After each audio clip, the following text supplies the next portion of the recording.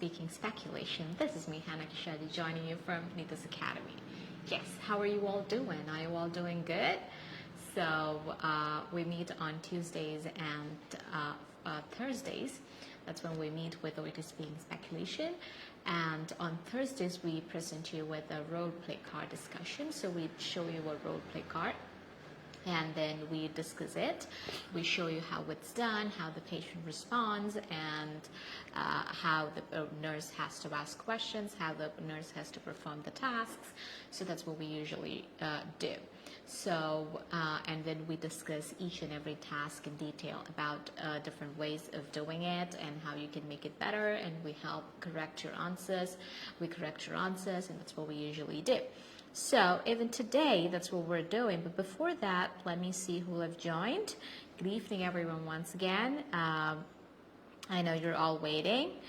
You've all been waiting, and we've been receiving really good comments and feedback about our OET Speaking Live, and we're so happy to receive such messages from you. Yes, today also we've come with a role play card, which is like an exam model role play card. We always come with exam model role play cards so that you get exposure to different types of questions, and you get exposure to exam model role play cards. And you can comment in the you can comment here about how useful those cards have been. Have you been practicing with them? Have you been doing all the tips that we've given you over these days? Have you been making use of this facility that we're providing you? So you can let me know in the comments. And we started off giving you an overall idea about the assessment criteria, and we were explaining that to you at first. We explained that to you at first, and then we moved on to these cards because we know how important it is to start from the basics. So I hope you all remember the assessment criteria. So today how I'm going to do is I'll show you a role play card. This role play card is again an exam-oriented role play card where you see a 56-year-old patient recovering from an emergency surgery for strangulated inguinal hernia. And the patient is come back to the hospital because the patient is experiencing pain and suspects if there is an infection. So the nurse examines the patient and confirms the infection. So that is the setting. This is the setting you have for this role play card, and what I will do is I will show this role play card to you, and I'll give you 3 minutes because that's the time given to you to prepare. During that time, you can take a screenshot of it or keep it with you, or read that carefully and plan how you would answer those questions, okay? How you would do those tasks, okay? And after the 3 minutes, we'll take up each task and we'll discuss it in detail. And we'll discuss different ways of doing it and how we can actually do it and things like that. And alternative ways of doing it. And you can comment your way of doing it in the comment box, and I will be going through the answers, and I will be helping you. I'll be correcting it and helping you with it.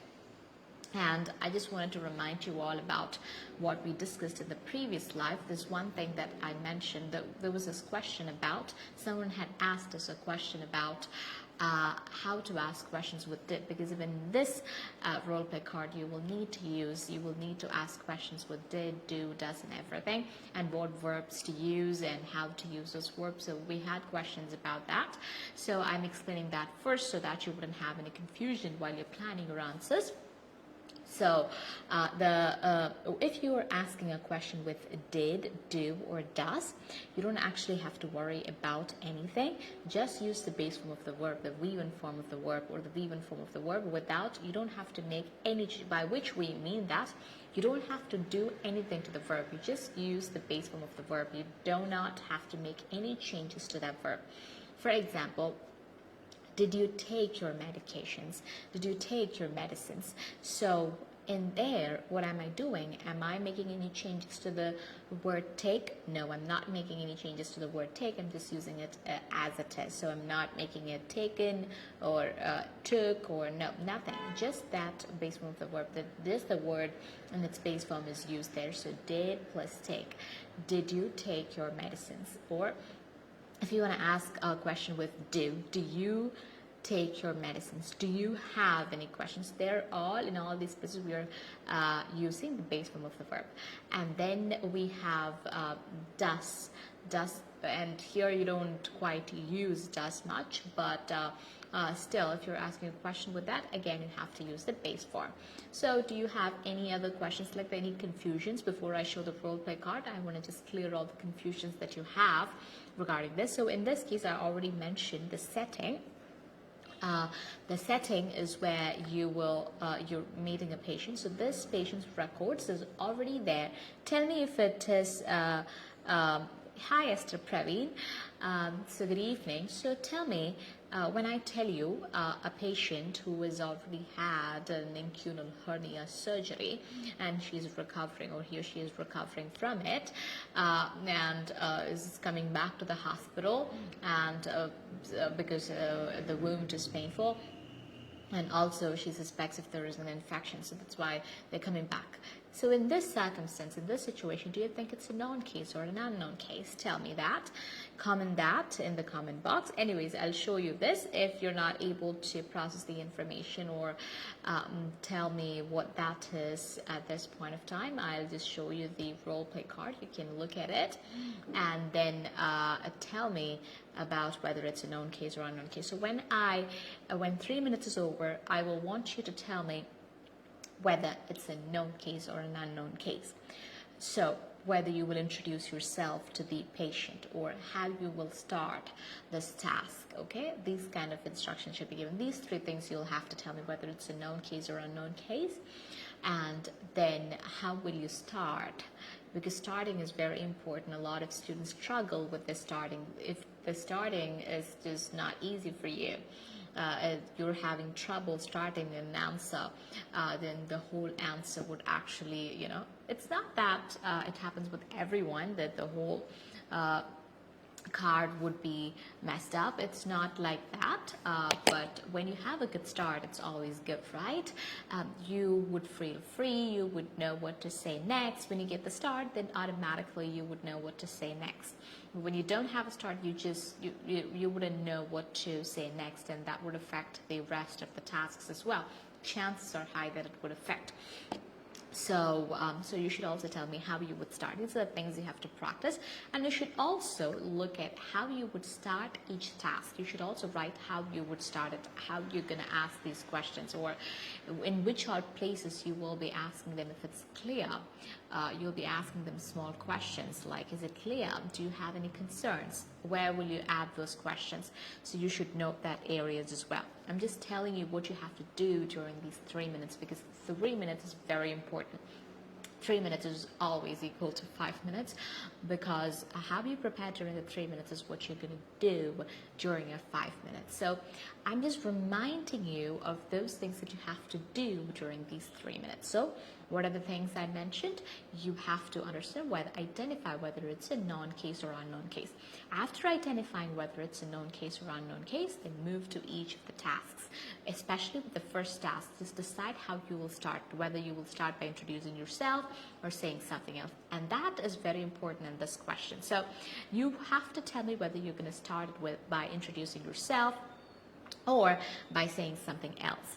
And then we'll be moving on. Then you can move on to the next tasks, and you can actually write how you would start each of the tasks. You can write it down there, or just have a plan in your heart, in your mind, and then you can move on to which are words you would use in between, which all statements you would use in between, to just understand the feelings and emotions, to just gather information. That's one of our assessment criteria. Information from the patient. So these kind of things should also be planned. So are you all ready for the role play card? Let me know in the comments. Let me know in the comments. Let me see if you're all ready for it. Are you all ready for it? Yes, I'll show you the role play card. Now you'll be able to see the role play card, and you'll have 3 minutes to prepare. Once 3 minutes is up, I'll come back and explain it to you.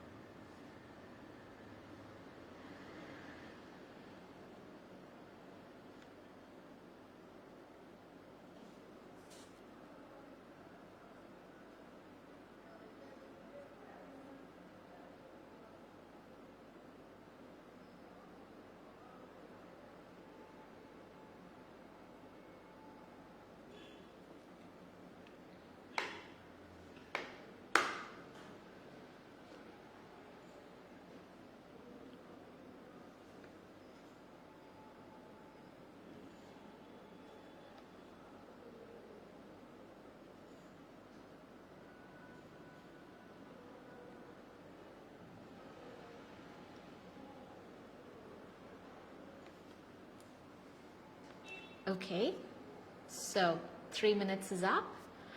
Hope you guys went through the role play card. You read it, you planned it, made an idea about what to do and what to say actually. Okay, so I hope you did that. What do you think of this role play card? Tell me that first, and then we'll move on to discussing each of the tasks. What do you guys think of this? Yes. Comment? I'm waiting for your comments. Is this a known case or an unknown case? What do you think this is? What do you see here? You're seeing a 56-year-old patient who's recovering from an emergency surgery for strangled inguinal hernia. Okay? And the patient is coming back to the hospital because they're experiencing pain in the wound and suspects an infection. The nurse examines the patient and confirms the infection. So this is the setting. So tell me, what do you think this is? Is this a known case or an unknown case? Here, the hospital already has the records of the patient, right? So it's a known case. This case is known to the hospital. The nurse already knows, and the nurse is examining the patient, so the nurse does not have to introduce herself or himself to the patient when you're starting your task. Is it clear? Is that how you're doing?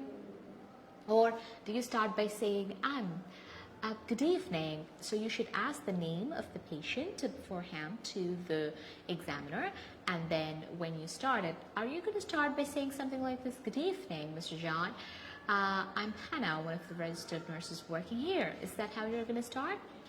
No, because you already examined the patient and you confirmed the infection. So when you examine the patient, you've already talked with the patient and you've had the conversation, you've introduced yourself to the patient, and you have had that conversation already. So you don't have to repeat it again, right? Will you repeat it again?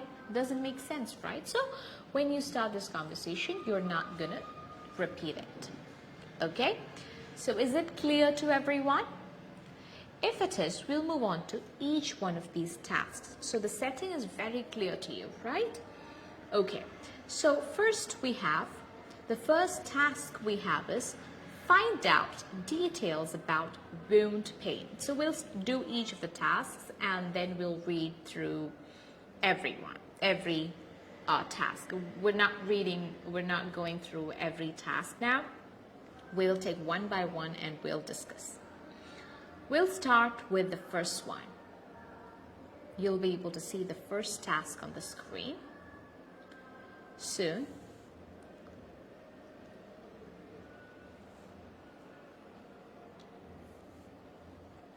So it says, find out details about wound pain. Find out details about wound pain, onset, constant or intermittent. Explore any other symptoms such as fever, nausea, etc. So you have to do two things in this task. One is find out.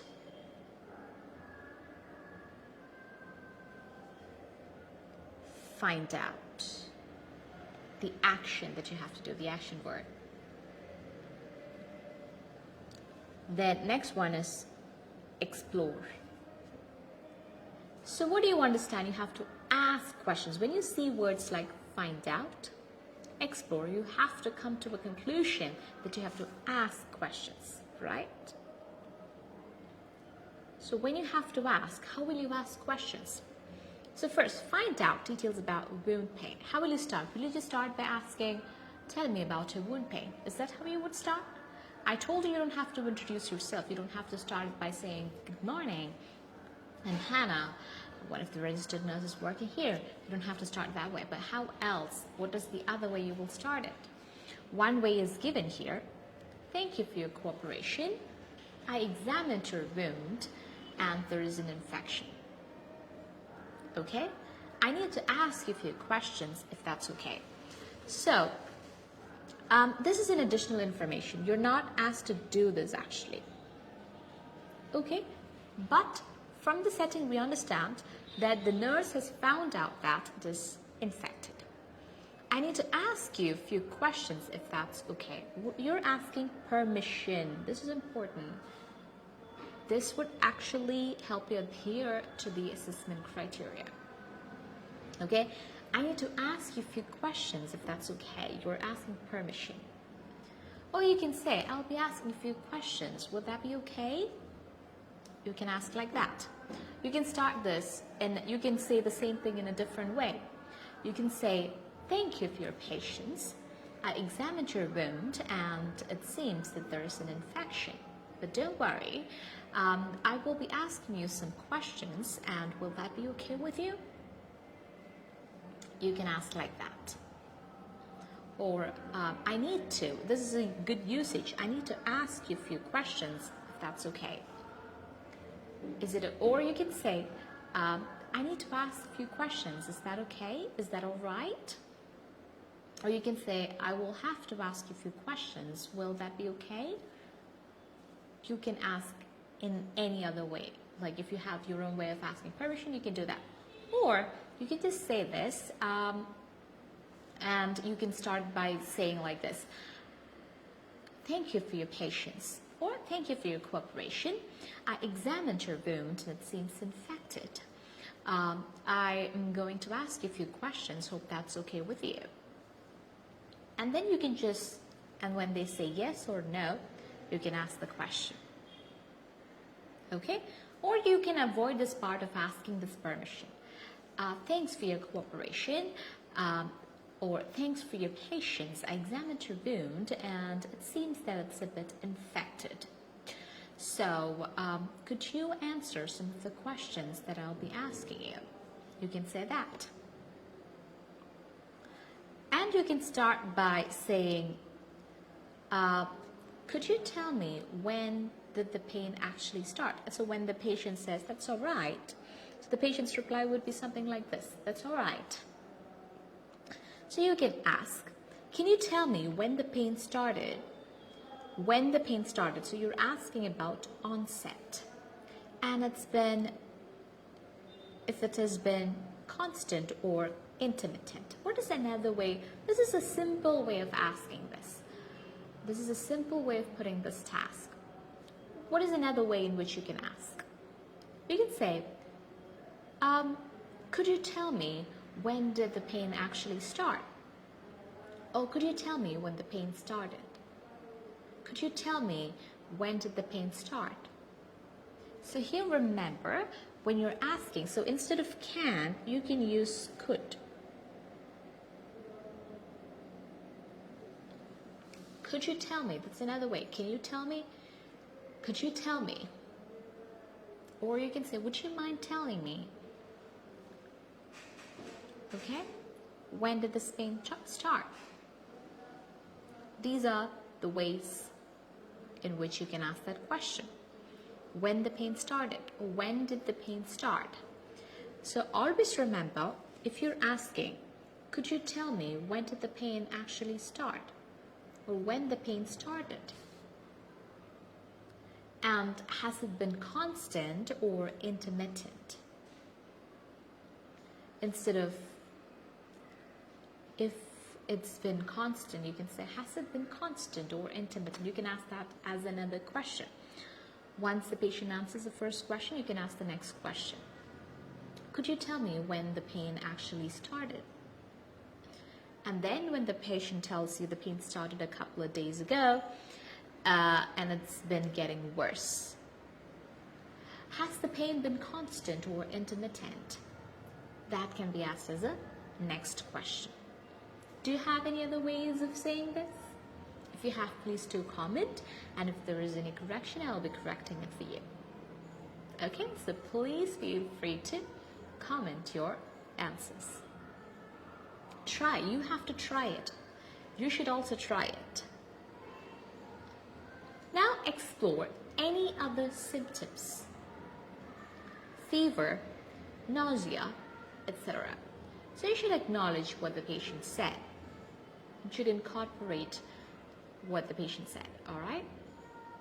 So the patient said, it has been constant, the pain started a couple of days ago. So you can say something like, oh, all right, oh, I see, that must have been really tough. You can say something like that. Or you can say a statement like this, all right, thank you for sharing that. Or you can add a sympathy statement saying, all right, 𝐻𝐿 is saying, how is the pain? It's mild or severe? Esther, they have asked us to find out when it started, whether it's constant or intermittent. Mild or severe and constant or intermittent cannot be used as synonyms. So you can stick onto that word or go for some other word. Okay? You can say, how is the pain? Is it constant or intermittent? Or are you having this pain continuously? Or is there any breaks in between? So that can be asked. You can ask it like that. And so instead of saying, all right, thank you for sharing, how would you do the next task? Have you experienced any other symptoms like fever or nausea? Or do you have? You can also ask,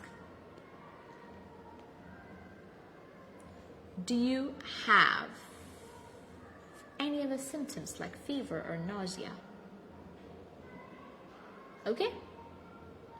So the patient would say something like this, no fever, but I've been feeling a bit queasy, especially today. That means nauseous. It refers to nausea. Okay, I've been feeling a bit queasy, especially today. So when you answer, when you move on to the next one, how will you do it? Oh, I see. You can say something like that. Or you can say, all right.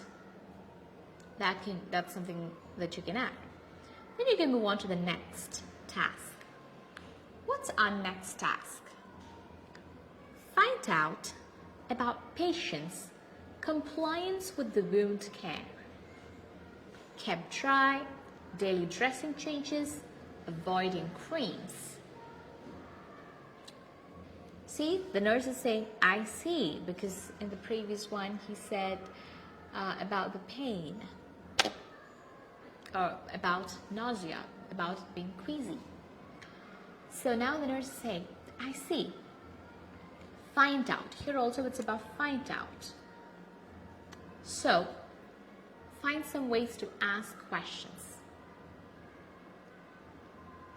Here again they're using, can you tell me? But we are going to use a different way of asking this question. Instead of just saying, could you tell me if you've been compliant with the wound care? Okay, have you been keeping your wound dry and changing your dressing daily, and also avoiding creams? Or could you tell me if you were following all the instructions for wound care, like keeping your wound dry, changing your dressing daily, and avoiding creams? You can incorporate it like that. Tell me another way to say this, your way of doing this task. I really want to see your way of doing this task. Try it. Hi, Christy, Rijo. Answer this question, do this task, try it.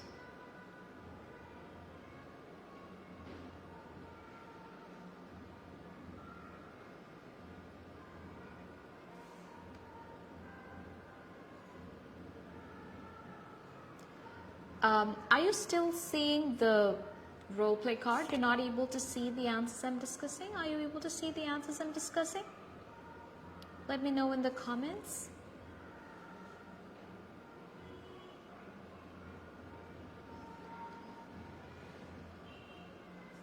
Let me know that.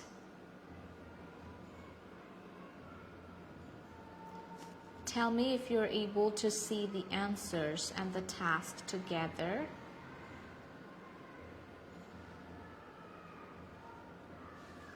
So,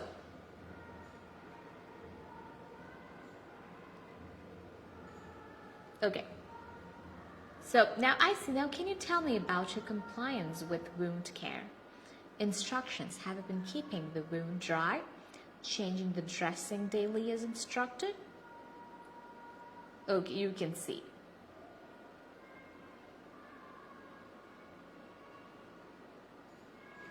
Yes, that is a good statement actually. Could you tell me if, okay, when you're asking questions with things like could you tell me, you don't use that, but you use if. Okay, in the previous question. In the previous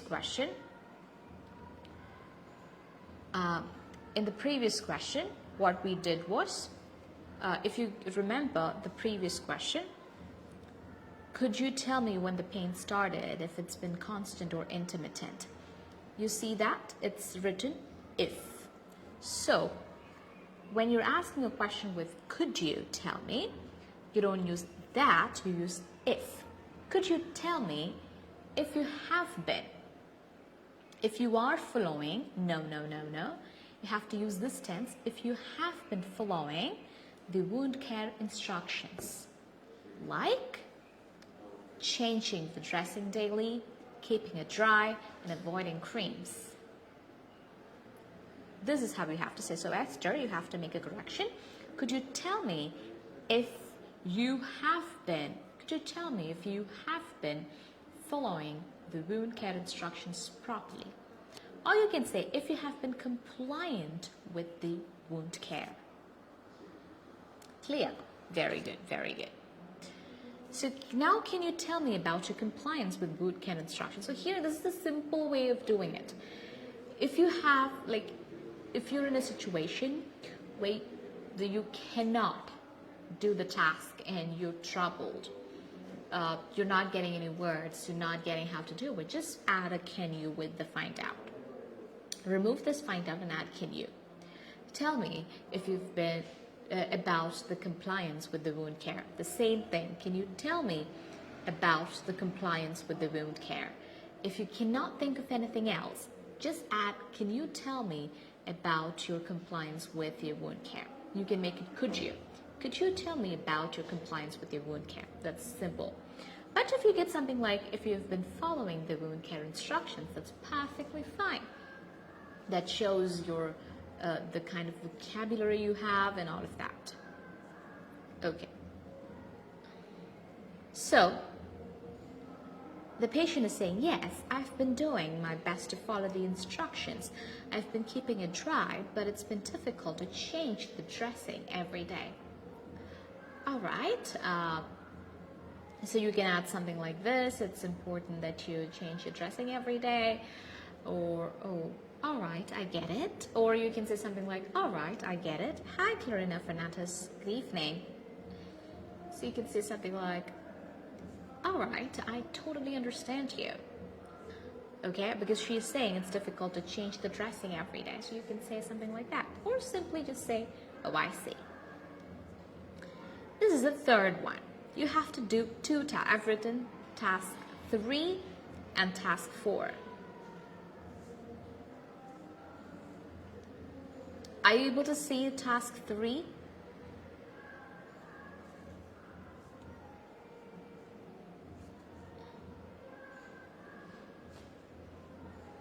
Yes, tell me.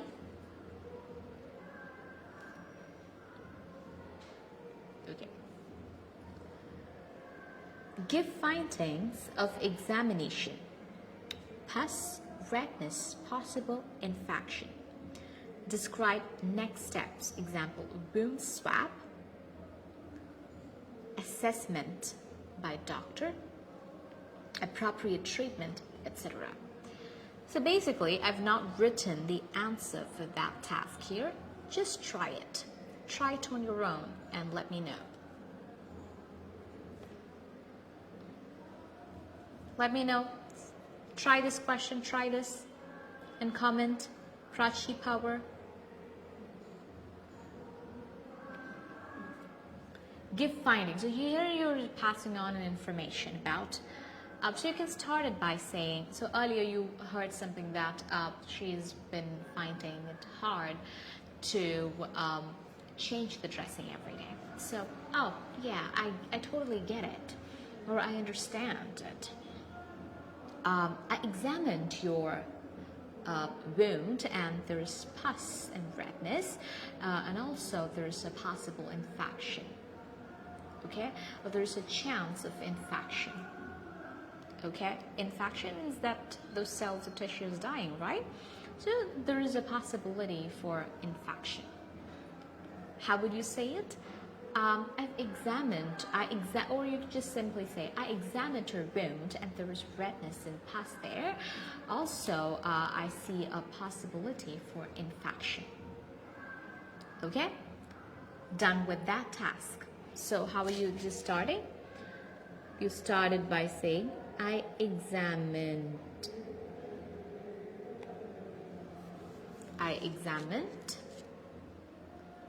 your wound, and there is pus and redness, and there is a possibility for infection. Describe next steps. Your wound will be sent for wound swab. So next we'll be doing a wound swab, and after which you'll be sent for an assessment by doctor, or you'll be assessed by the doctor. After the assessment, your treatment, appropriate treatment, will be given to you. Okay, try this, try this. I examined your wound, and there's redness and pus, and there's a possibility for infection. So now you will be sent for a wound swab, and after which the doctor will assess you. So if you want to add some more information, you can say the wound swab is done to know about the bacteria, what kind of bacteria is in it, is to know more about the infection. The wound swab is done, so after which the wound swab will be done to know more about the infection. Then the doctor will examine you and decide appropriate treatment. And appropriate treatment will be given to you. Okay, and you can use the word proper. Proper is also fine. Okay, is it clear? Let me know in the comments. On the assessment, it shows that pus and redness. Very good, very good. You can say, instead of on the assessment, you could say the examination. Doctor is going to assess. So only examination is over. I did an examination, and the examination shows pus and redness.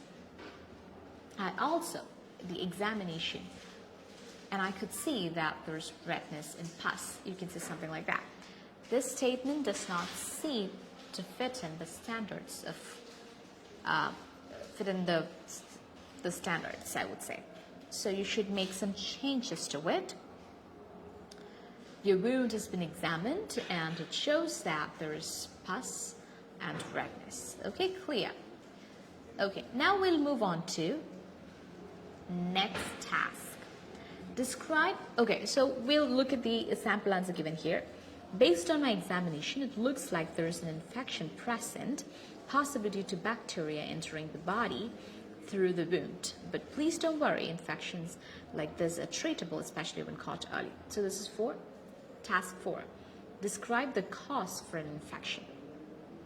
Okay, so just start by saying, so once you finish off this thing, you can ask a question, a small question to the patient. Is that clear? Okay, so I examined your wound, and there's pus and redness, and also there is a possibility for infection. So therefore, you will be sent for your wound. We're planning a wound swab to know if there is any infection, to know more about the infection. and after which you'll be assessed by the doctor, and which will decide appropriate treatment, and appropriate treatment will be given to you. Is that clear? Am I making myself clear to you? You can ask some questions like that. Then the next question, describe an infection. So you'll get an answer like yes or no, something like that. Then you're describing the cause of infection. So you can say the infection is caused by the bacteria entering the body through wounds, and it's normally harmless. Okay, so you can just simply use these things. You can avoid the word describe and took this word from here to here and changed the word form. The infection is caused by bacteria entering the body. Then the same thing. We're saying the same thing. Try it. Just comment. Let me see how you're doing it.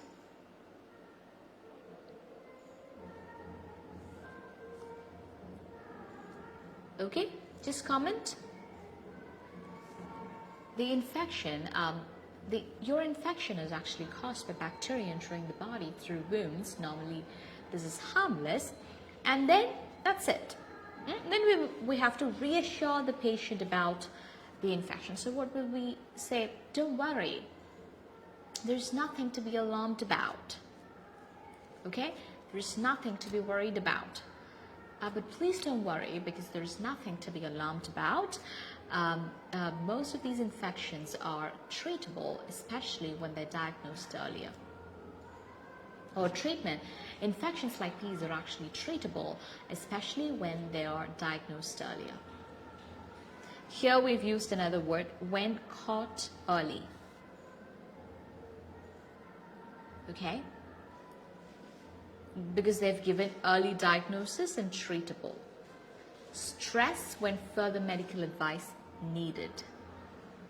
Example, increased temperature, nausea, etc. So you can do these two tasks and give a pause so that the patient would say what they have to say. For example, something like that's a relief to hear. And next one, so describe the cause of infection. So we described it. We did till here. Okay.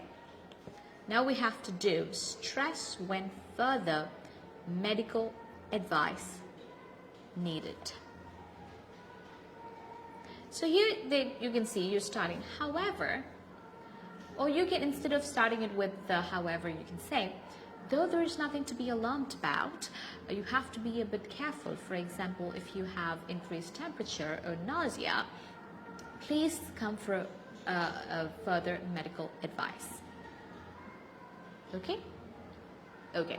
So however, it's important to monitor for any further symptoms such as increased temperature or worsening nausea. If you experience any of this, it's crucial to seek medical advice promptly. Seek medical advice promptly. Okay? So if you're experiencing, though there's nothing, so you can say it started with saying like this, though there's nothing to be alarmed about, make sure that you seek medical advice if there is an increased temperature or nausea. Okay? That is one way of saying. Make sure. You can use something like, make sure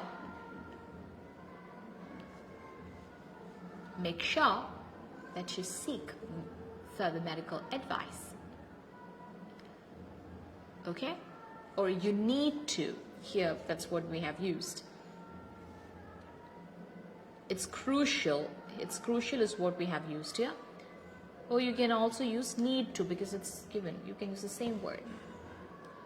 If you experience high fever or nausea, it's crucial that you seek medical advice, or you will have to seek medical advice, or it's recommended that you seek, or you need to seek medical advice. Okay? And you can ask a question like, do you have any questions? Or concerns. Do you have any questions or concerns? Is that clear? Or am I making myself clear? Something like that can be asked. So the patient is saying, do I need to be admitted again? And then you move on to the next task. Emphasize no hospital admission. Emphasize no hospital admission necessary. Example, regular appointments required, alternate days, monitoring redressing the wound, advice need to return to waiting room. So you have to do two things, emphasize and advise. Advice need to return to waiting room until doctor is available. So you can just say there's no need for a hospital admission for you, but you need regular appointments on alternate days for monitoring and redressing your wound. How would we say? What did we do? We changed this emphasize. We canceled, we deleted that emphasize, and we said, you don't need hospital admission now. Or hospital admission is not.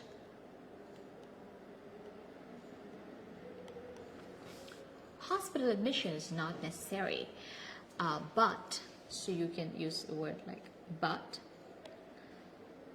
you need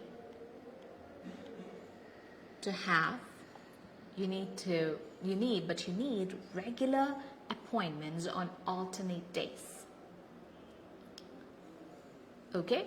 Just the same thing, but you need regular appointments on alternate days. In order to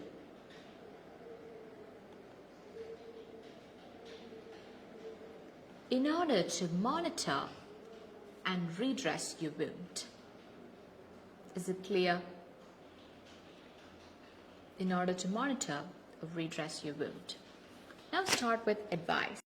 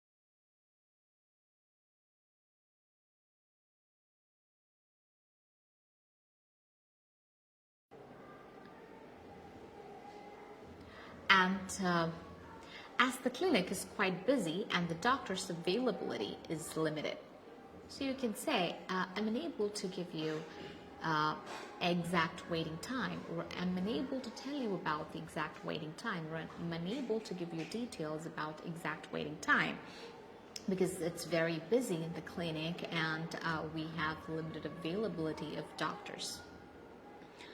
But you can add something like this, but rest assured, we'll get you seen as soon as possible. Or we'll get back to you as soon as possible. We'll get to you as soon as possible. Okay? Patient, okay, I'll wait. Thank you. You're welcome. I'll be back shortly with more information. So, this is how you do. The tasks were actually simple, right? What did you feel about the tasks? Were those tasks difficult?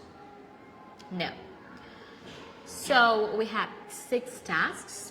So you need to do this within 5 minutes, and I took almost 40 minutes just explaining it to you. So I hope it was helpful, and until we meet again in the next live, this is me, 𝐻𝐻𝐾𝐻 saying goodbye. Good night from goodbye. Take care.